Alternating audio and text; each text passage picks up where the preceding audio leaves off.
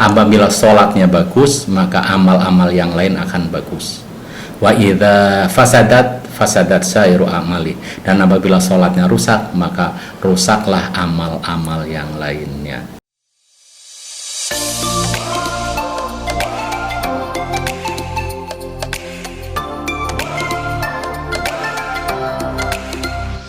Oke, assalamualaikum warahmatullahi wabarakatuh. Waalaikumsalam warahmatullahi wabarakatuh. Bertemu lagi dengan channel ini. Cuman kali ini agak menambah menu baru. Kalau biasanya tuh ngobrol-ngobrol membahas tentang informasi yang berada di sekitar, sekarang lebih spesial mungkin ya. Sekarang kita ngebahas tentang agama. Boleh memperkenalkan diri, Pak? Silakan, Pak.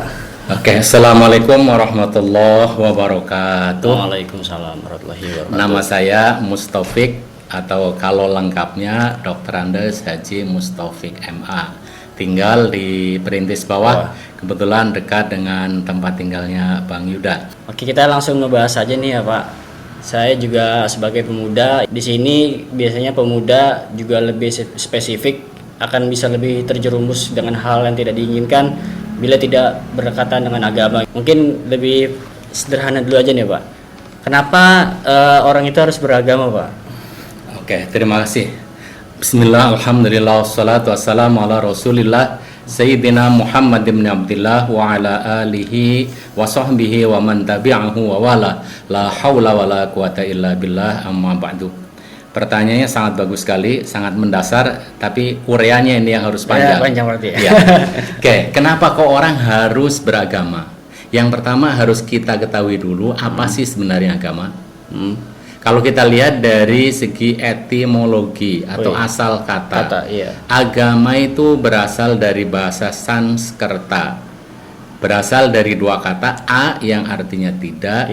Dan gama yang berarti kacau. Jadi agama yaitu aturan yang mengatur manusia agar dalam kehidupan ini dia bisa tentram, atau agar dalam kehidupan ini dia tidak kacau, sehingga hidup di dunia ini akan bisa memperoleh ketenangan dan kebahagiaan. Nah, itu definisi agama baik secara bahasa maupun secara istilah. Kalau kita lihat dalam Kamus Besar Bahasa Indonesia, agama adalah ajaran atau sistem yang mengatur tata keimanan. Oke, selanjutnya, mengapa orang harus beragama? Ada kata-kata mutiara yang sangat terkenal dari Ustadz Kiai Haji Zainuddin MZ. Beliau menjelaskan ya bahwa dengan agama hidup akan menjadi terarah. Dengan ilmu pengetahuan dan teknologi hidup akan menjadi mudah. Dengan seni hidup akan menjadi indah. Oleh sebab itu yang pertama dengan agama, supaya hidup kita terarah, supaya hidup kita bisa memperoleh bahagia, terutama bahagia di dunia, apalagi bahagia di akhirat, maka kita harus mengenal agama. Apa sih bagian-bagian dari agama? Bagian dari agama intinya yang pertama adalah berupa keyakinan. Ya. Inti agama adalah keyakinan. Mereka yakin dalam hati sepenuhnya tentang sesuatu itu. Baik sesuatu itu, katalah mungkin tentang kekuatan gaib, baik sesuatu itu tentang yang akan terjadi di masa yang akan datang, atau yang pernah terjadi di masa lalu. Itu yang pertama, yang berkaitan dengan keyakinan. Yang kedua berkaitan dengan ritual. Kalau orang sudah yakin, maka dia akan melakukan suatu kegiatan, akan melakukan ritual untuk mewujudkan manifestasi dari keyakinan itu. Misalnya, kalau orang kenal kepada Allah, dia yakin adanya Allah, maka dia akan melakukan ritual, akan melakukan kegiatan yang namanya sholat. Betul, Pak.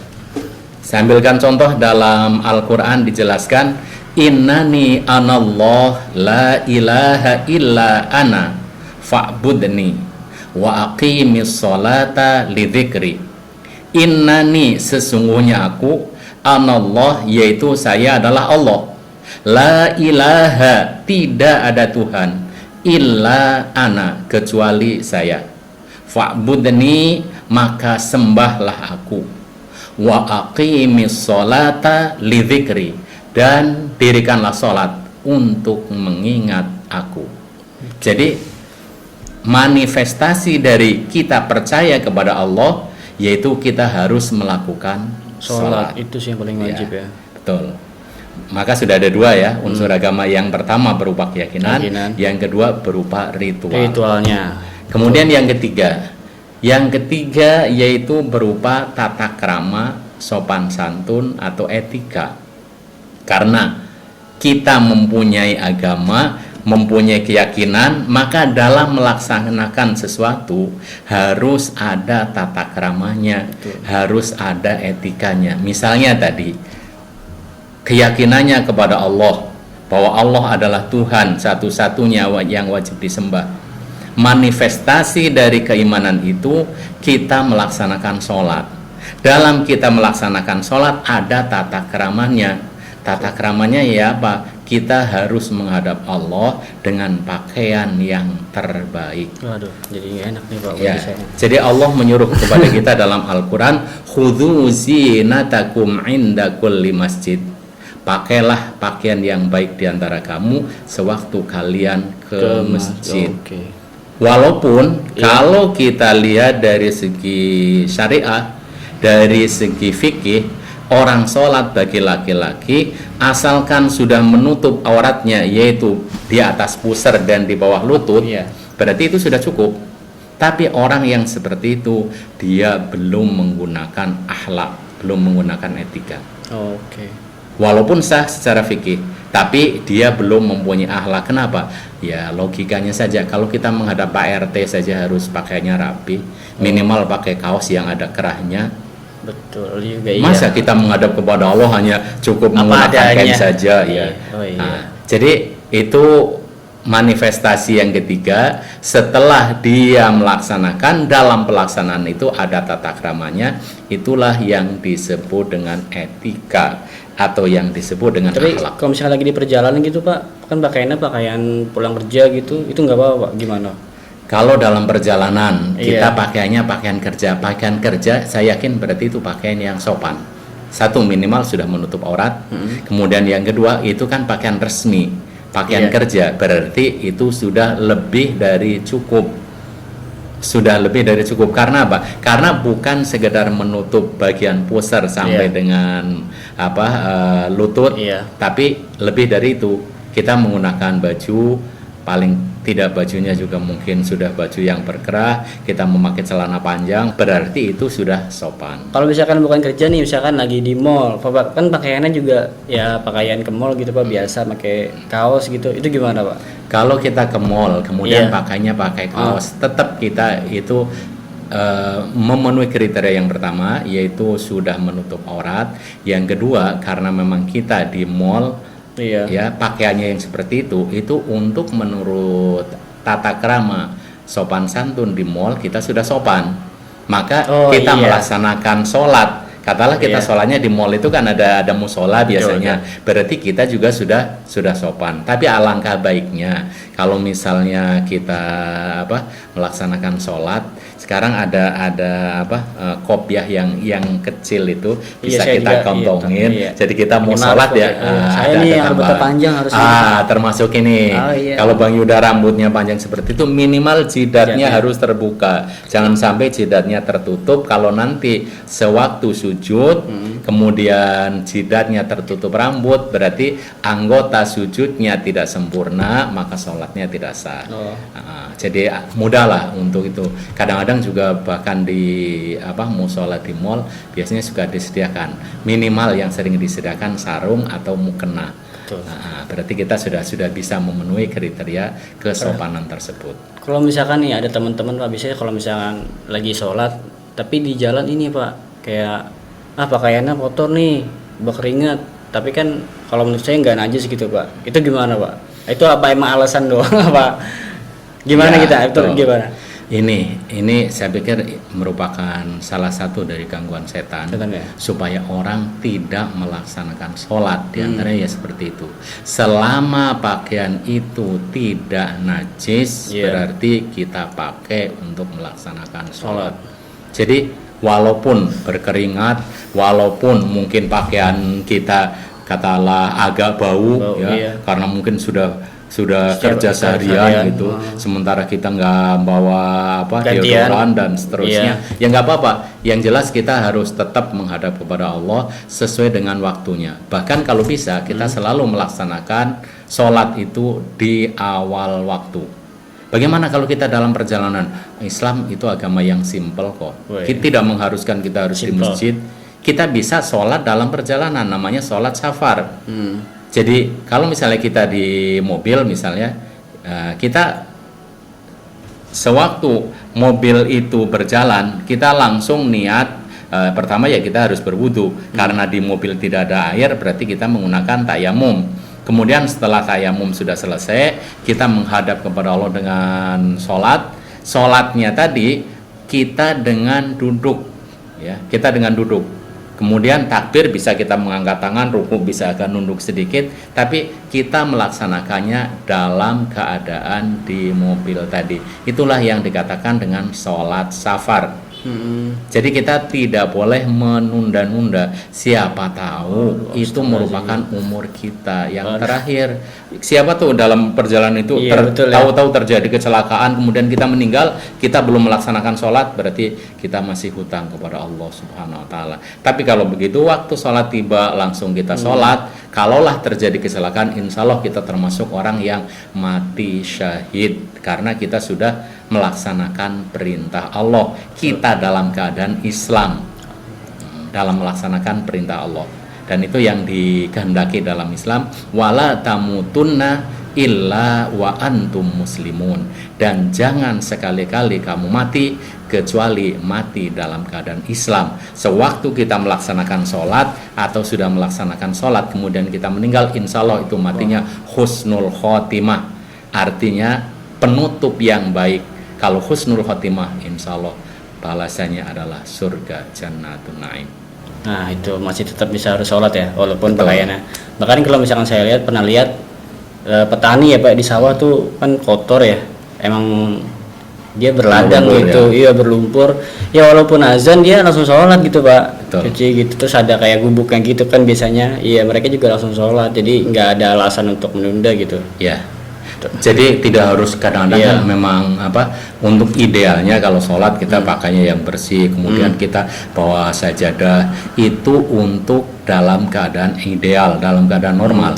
Tapi kalau misalnya kita dalam keadaan di sawah, kita sholatnya di apa, pematang sawah, yang di situ banyak tanahnya, banyak lumpurnya, ya nggak apa-apa. Yang jelas kita sudah berwudu, karena tanah itu sendiri toh tidak najis. Terus di Indonesia, tuh. Kecuali benar-benar ada barang najis, maka kita tidak boleh. Iya. Selama kita tidak melihat di situ Iya. ada najis, maka yakinlah bahwa apa yang kita laksanakan di situ bukan sholat di tempat yang najis, insya Allah akan diterima oleh Allah Subhanahu Wa Taala.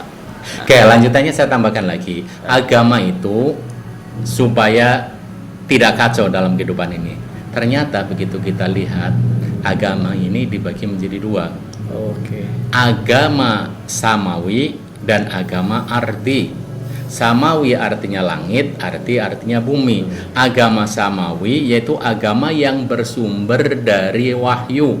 Ada wahyu dari Allah yang disampaikan kepada Nabi, kemudian melalui perantaran malaikat Jibril. Agama-agama yang seperti itu disebut dengan agama samawi.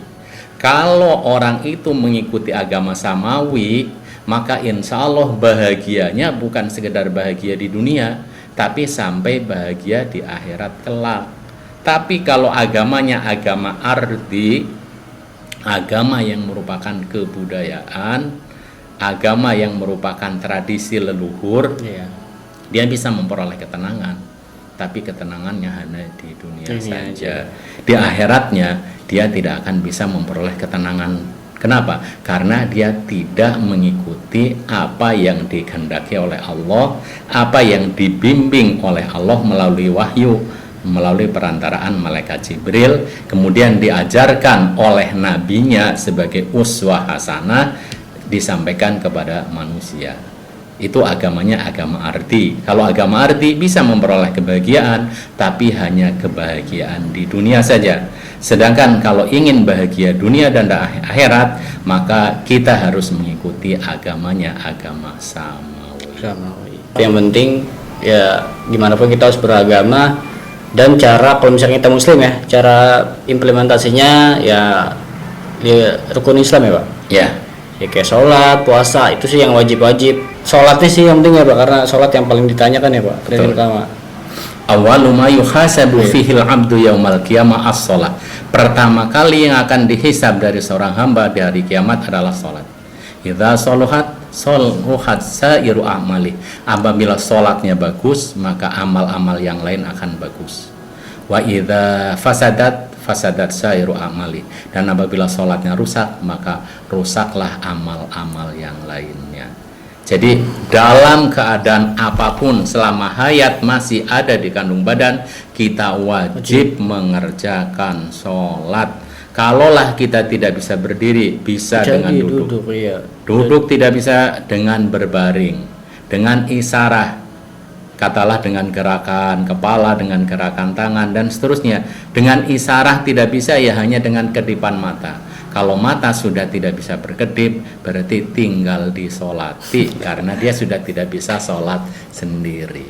Pun kalau misalkan waktunya nggak bisa, emang mepet banget gitu Pak, ya kan bisa di apa namanya jama ya Pak, bisa juga dikosor gitu. Ya pokoknya di Islam harus dipermudah lah segalanya ya Pak. Betul. Tapi bukan berarti dimudah-mudahkan ya. Lagi ini nih lagi di mana gitu, udahlah ntar aja, bisa di double gitu sholatnya ya Pak. Masalah juga nggak darurat banget gitu Pak, itu nggak boleh juga kan ya Pak? Ya, jadi untuk apa kita jamak, jamak artinya menggabung dua sholat. Iya. Atau kosor itu menyingkat sholat, itu ada ketentuannya. Ketentuannya yaitu sewaktu kita dalam keadaan bepergian. Ya. Dan bepergiannya adalah bepergian yang mubah, artinya bukan bepergian untuk maksiat. Persis seperti tadi Bang Yoda mengatakan, Islam itu adalah agama yang mudah, tapi jangan dimudah-mudahin. Jangan digampang-gampangin, sudah gampang dibuat lebih gampang lagi. Ya jangan, semuanya sudah ada ketentuannya. Oke, yang terakhir Bapak akhiri dengan pantun ya. Boleh. Ya. Jika bertanding pasti ingin menang, maka harus bekerja sama.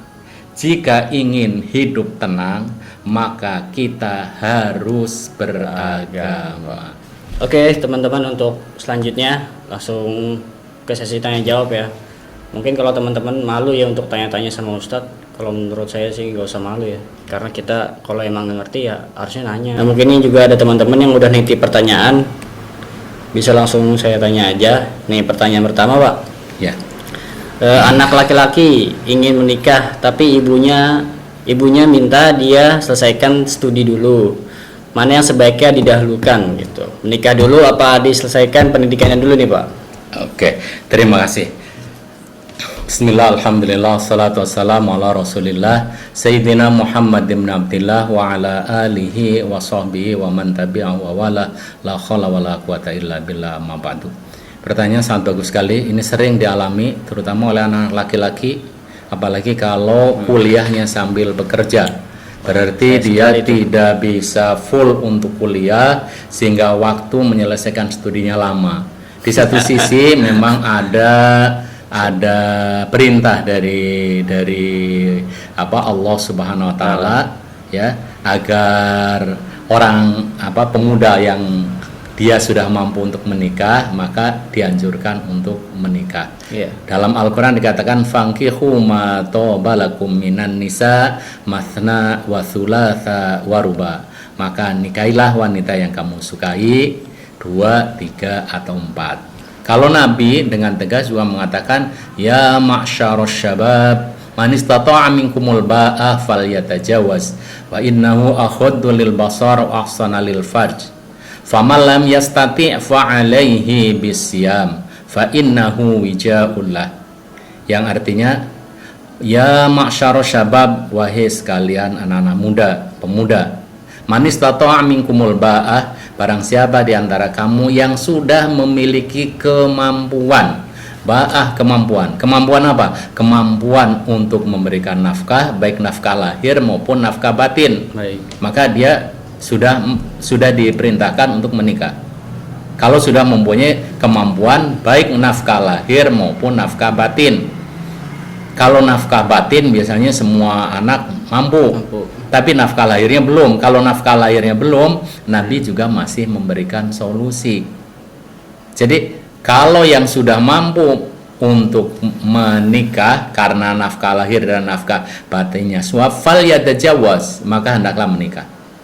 Fa illam yastati, apabila belum memiliki kemampuan, fa alaihi bisyam, maka hendaklah dia berpuasa. Fa innahu wijaun lah, karena dengan berpuasa maka akan menjadi penawar.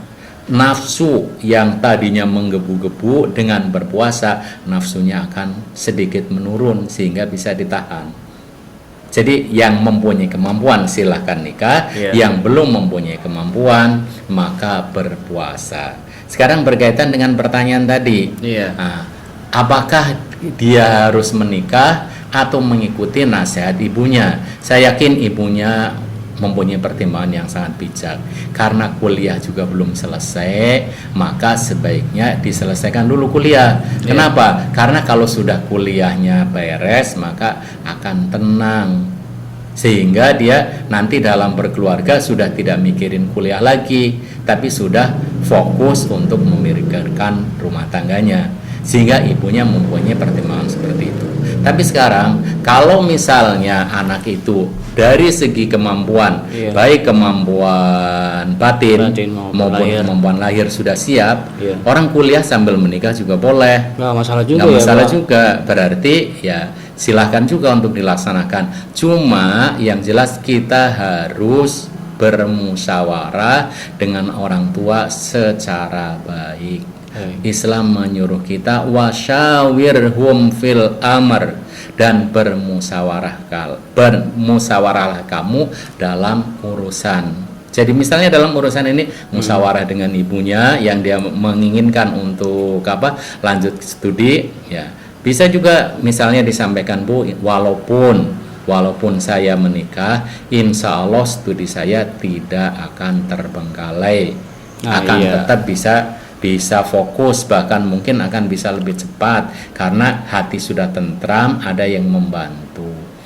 Dan mungkin juga bisa dicari win-win solution misalnya. Jadi anaknya mengusulkan seperti itu, ibunya juga memberikan oke, kalau memang kamu seperti itu juga kekeh dengan pendirian kamu untuk segera menikah, ya saya kasih batasan, pokoknya dalam 1 tahun ini kamu harus sudah selesai untuk menyelesaikan studinya.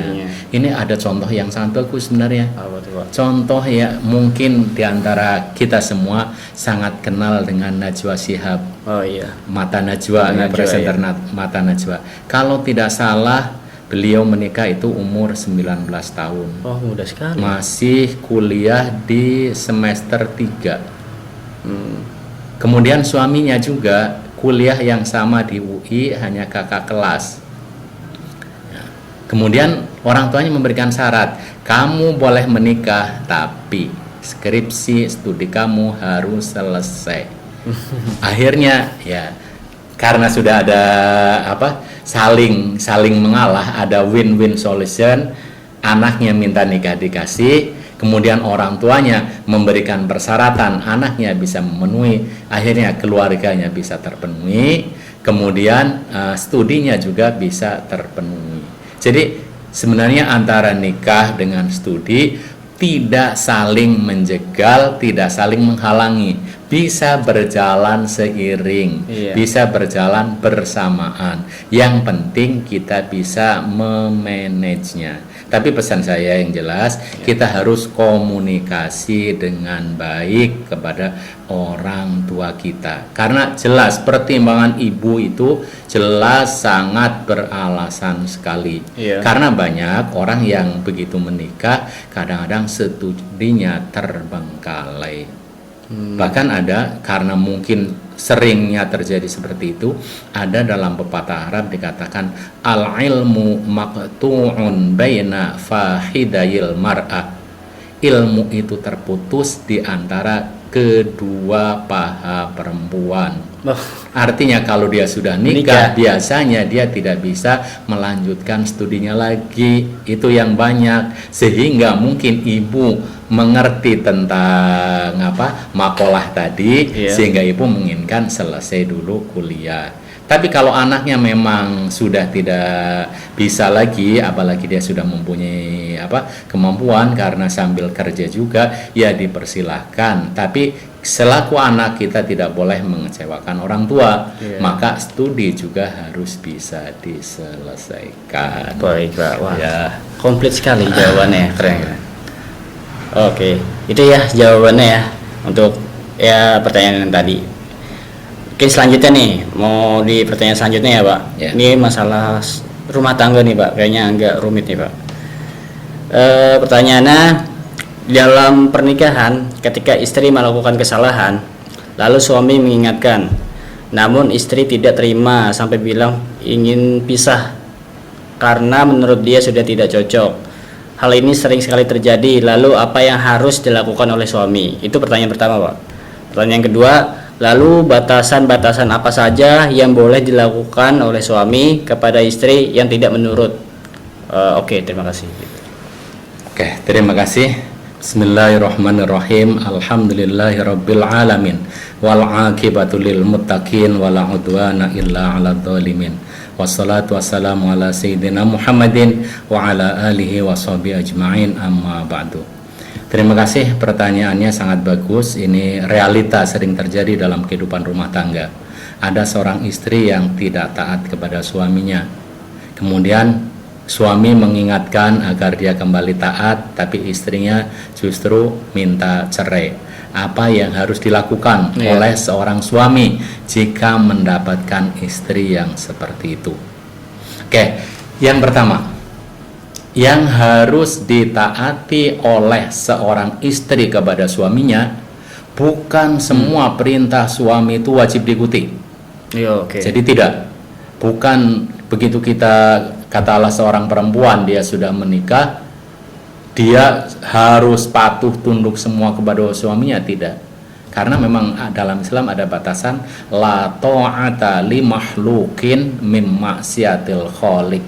Tidak ada taat itu wajib kepada makhluk apabila dia maksiat atau durhaka kepada khaliq, kepada Allah. Jadi perintah suami yang tidak bisa ditaati oleh istri itu perintah apa dulu?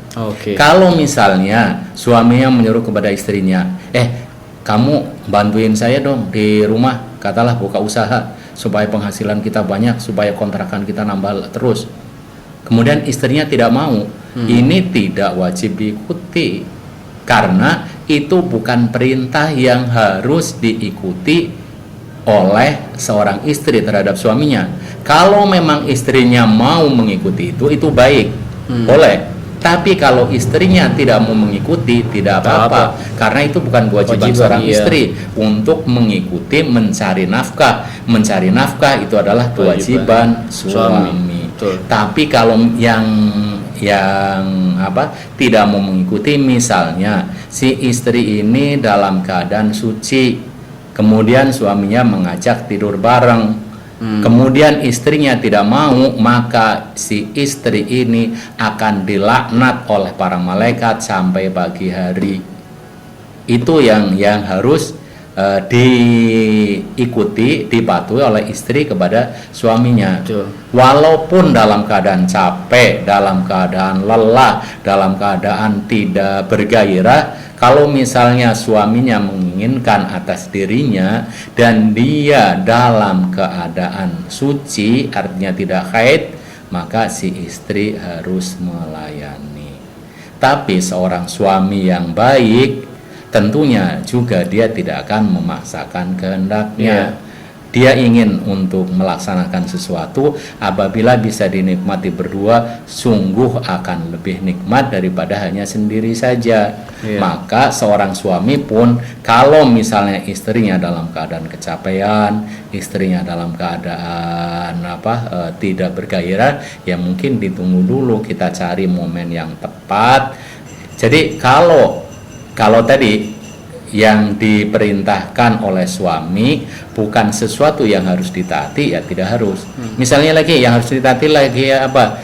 Kalau si istri dalam keadaan suci, kemudian si suami menyuruh istrinya untuk sholat, kemudian istrinya tidak mau, Terus maka si suami ini boleh menyuruh istrinya, bahkan memaksa istrinya. Kalau dalam Islam bahkan dikatakan boleh memukulnya.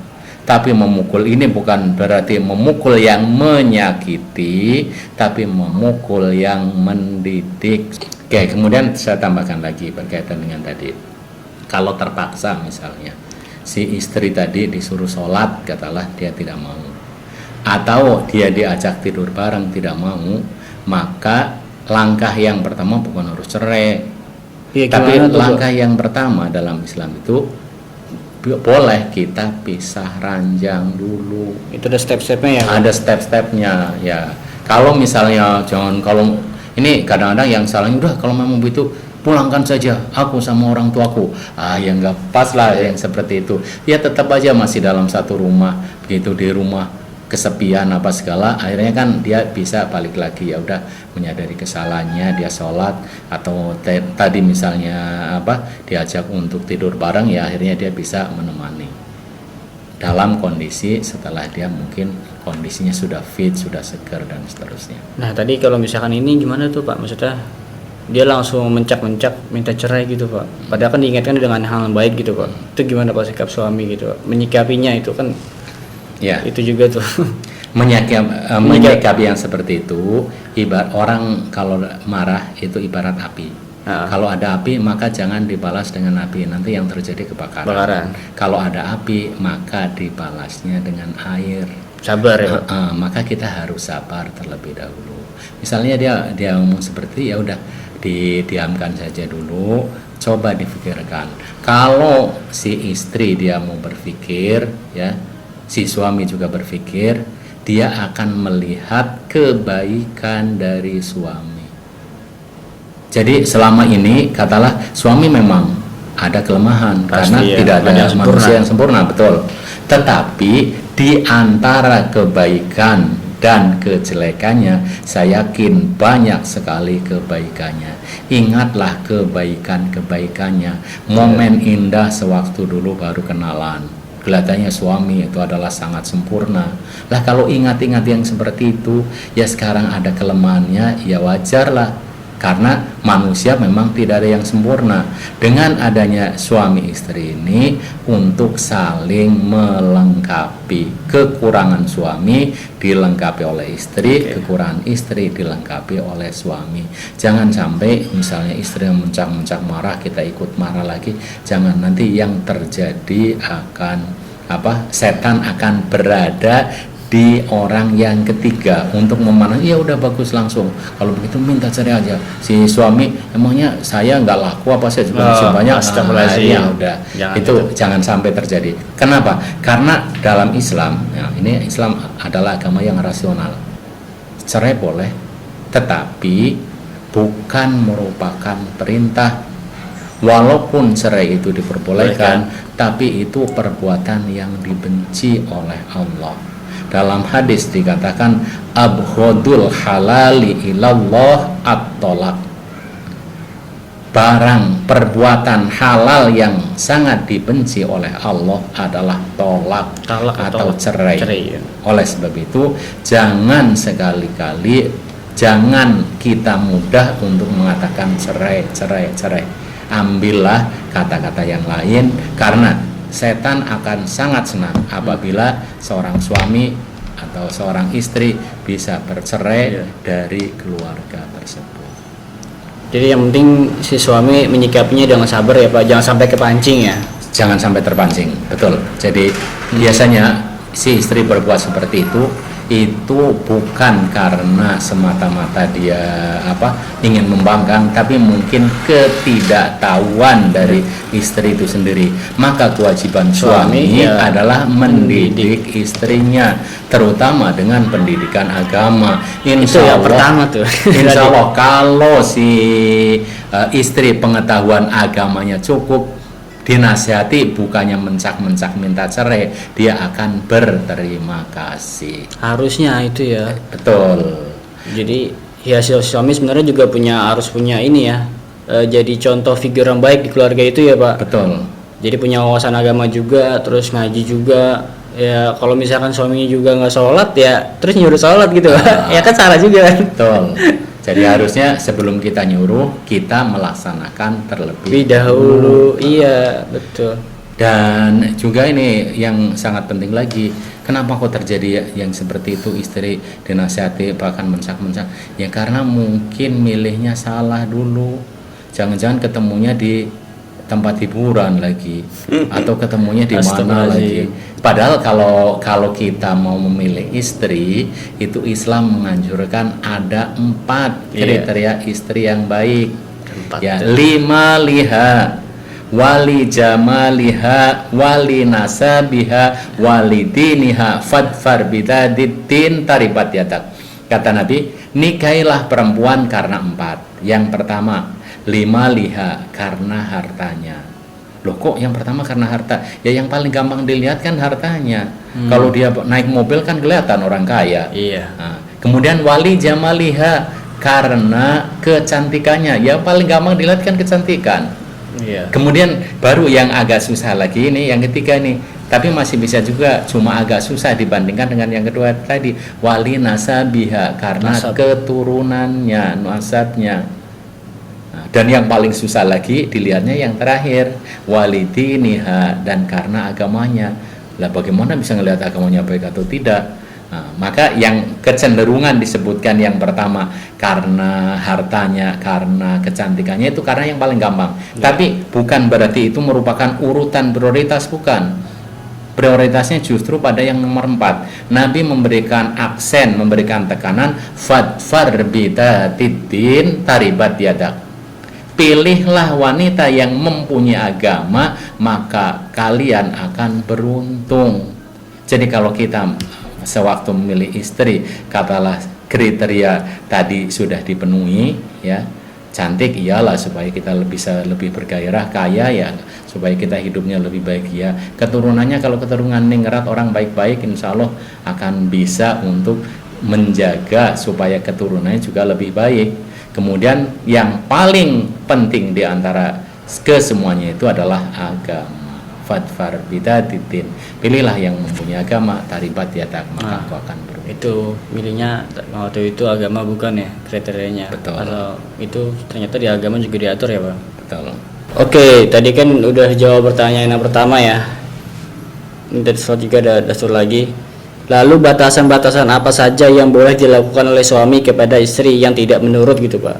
Mungkin tadi udah ya sedikit kayak misalkan memukul, mungkin bisa lebih jelas lagi gitu Pak. Oke, batasan apa yang boleh dilakukan oleh seorang suami apabila istrinya tidak menurut? Yang pertama, tadi sudah disampaikan, boleh seorang laki memukul istrinya, tapi memukulnya bukan dalam rangka untuk menyakiti, tapi dalam rangka untuk mendidik.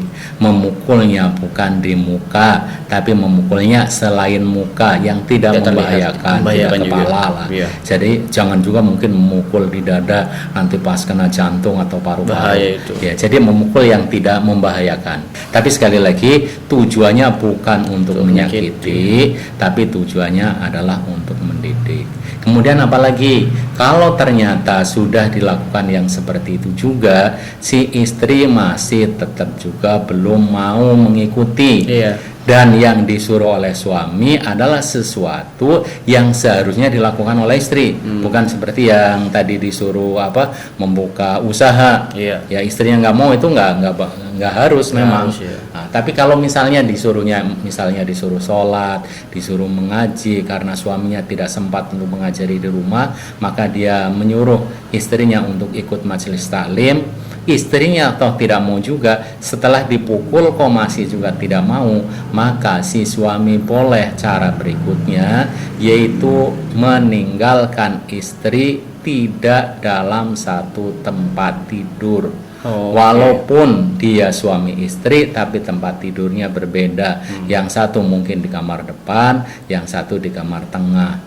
Jadi yang ngalah itu suami ya Pak? Ya, suaminya, karena suami ini bukan ngalah, tapi suami ini mendidik. Oh iya. Jadi bukan suaminya ngalah, suaminya ini mendidik. Oke. Mudah-mudahan dengan cara yang seperti itu ya, katalah istrinya nanti tidurnya di kamar Kesepian tengah, jadinya ya, ya. kesepian, kemudian ya biasanya ada temennya nggak ada, akhirnya dia tidak enak, kemudian nanti dia bisa kembali lagi. Nah, step selanjutnya apa lagi tuh Pak? Dari Kalau seperti itu Masih- masih tetap juga tidak bisa, Iya. maka bisa didamaikan antar keluarga. Oke. Jadi Dari wali itu bukan sih Pak, wali pas Iya. nikah itu Pak? Bukan nggak harus wali yang Nggak harus wali. pas nikah, tapi dari keluarga. Dari Dari keluarga. keluarga ini bukan berarti katalah nanti harus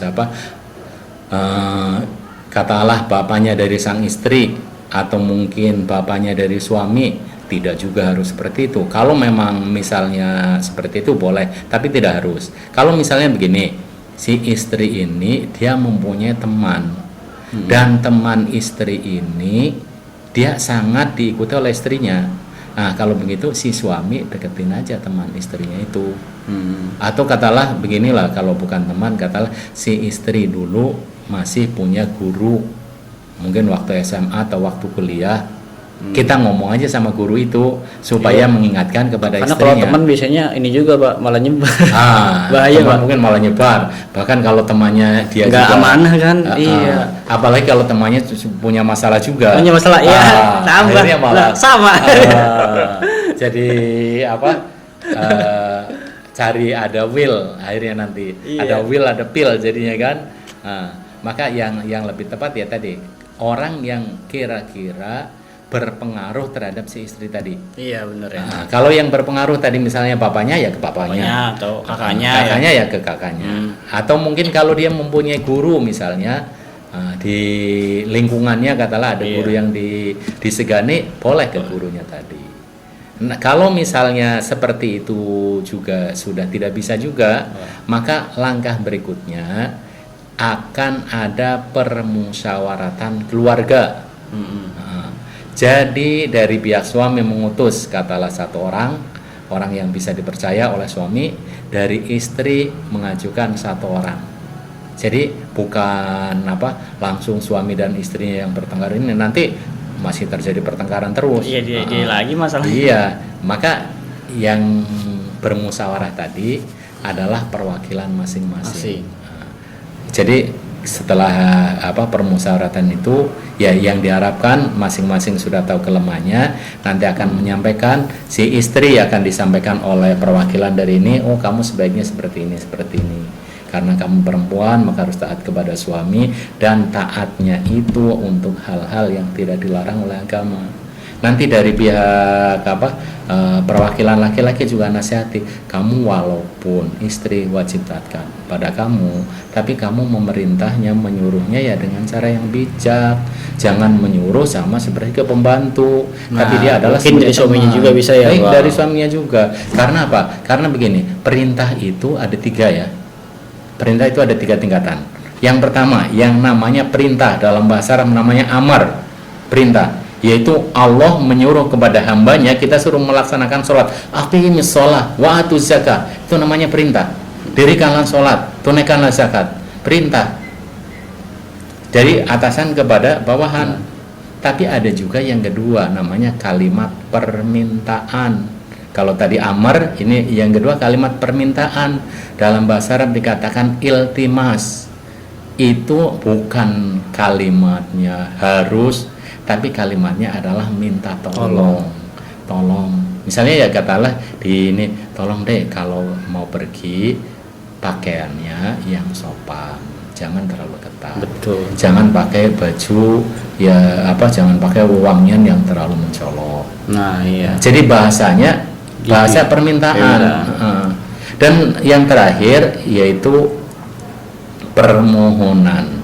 Permohonan itu apabila dari yang rendah kepada yang tinggi, kita menyuruh kepada Allah, ya Allah ampunilah dosaku. Itu kan intinya menyuruh juga. Tapi karena dari bawah kepada keatasan namanya doa.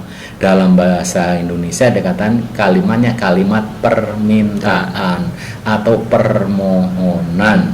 Jadi perintah tadi ya, karena istri ini adalah partner, bukan owner, bukan anak buah, Iya. tapi adalah mitra, teman sejajar, maka kalimatnya yang digunakan jangan kalimat perintah, tapi kalimatnya adalah kalimat permintaan. Bahasanya yang lebih sopan, lebih halus, sehingga si istri nanti akan mudah untuk menerima dan melaksanakan. Tapi kalau misalnya dengan cara seperti itu juga sudah tidak bisa, maka daripada berumah tangga tapi Ada dalam masalah, keluarga ya. itu adalah masalah terus, kemudian cekcok terus, seakan-akan di rumah tangga itu seperti neraka, maka Islam memberikan solusi. Ya kalau Paling seperti terakhir banget itu ya? Paling terakhir banget ya boleh cerai. Tapi ya seperti yang tadi dikatakan, cerai adalah perbuatan yang halal tapi dibenci oleh Allah. Tapi daripada kita di rumah tangga itu seperti dalam neraka, maka ya lebih baik cerai. Mudah-mudahan nanti si suami bisa mencari istri lagi, si istri dapat suami, sama-sama bahagia. Yang diharapkan sebenarnya dalam ini seperti yang disampaikan oleh Nabi, dicontohkan oleh Nabi, baiti jannati, rumahku adalah surga bagiku, bukan baiti nari, rumahku adalah neraka bagiku. Karena tadi antara suami istri tidak ada kecocokan, tapi kalau masing-masing didasari dengan agama, insya Allah akan menjadi baiti jannati. Tuh. Oke. Jadi ngapain harus cerai ya? Karena orang aja banyak yang pengen nikah ya, Pak. Ini malah Betul. cerai. Belum tentu nanti kalau Iya. cerai dapat yang lebih baik dari yang partnernya dari itu. yang pertama tadi. Lebih baik memperbaiki daripada mencari yang baru yang belum jelas ketahuan. Kalau ini kan ketahuan, katakan nilainya kita sudah tahu. Iya. Nilainya kita mengharapkan katakanlah 10, sekarang baru 7, ya sudah lebih bagus lah. Paling tidak kalau ibarat anak sekolah itu sudah KKM, Iya. berarti sudah memenuhi batas kelulusan. Ya memang yang diharapkan kalau lulus ya dengan cum laude nilainya A. Tapi kalau nggak bisa ya apa salahnya sih? Kalau tidak bisa yang terbaik, maka yang baik pun tidak apa-apa. Oke teman-teman, dari pembahasan kali ini sudah cukup lumayan seru ya. Dan juga ada pertanyaan-pertanyaan yang mungkin teman-teman juga nanti juga mau nanya yang ringan-ringan, ya bisa juga langsung komen aja di bawah. Atau bisa, oh iya juga jangan lupa kalau misalkan mau nemuin update-update terbaru dari kita, mau nanya-nanya juga bisa langsung DM aja ke Instagram nih, nanti ada di bawah Instagram saya dan beliau. Atau juga misalkan teman-teman mau ngaji nih secara offline kan, sebenarnya mau ngaji bisa aja langsung datang ke Mushola Al Muhajirin, nanti alamatnya bisa saya cantumkan. Bisa mau datang misalkan daerah-daerah Tangerang Selatan ya Pak, daerah Tangerang Selatan dan sekitarnya, ya pengajian lebih spesifiknya itu ngaji tafsir ya Pak, dari Al-Quran, terus menerjemahkan, ngebahas tajwidnya juga, terus setiap 2 minggu itu juga ada tanya jawab, dan itu harinya setiap malam Senin gitu, jadi hari Minggu malam Senin, ba'da maghrib sampai isya, sebentar kok, itu sebentar banget, dan itu lumayan buat jadi charging iman dan juga buat penambah wawasan ilmu gitu. Oke, itu aja yang bisa disampaikan, kurang lebihnya mohon maaf. Assalamualaikum warahmatullahi wabarakatuh. Waalaikumsalam.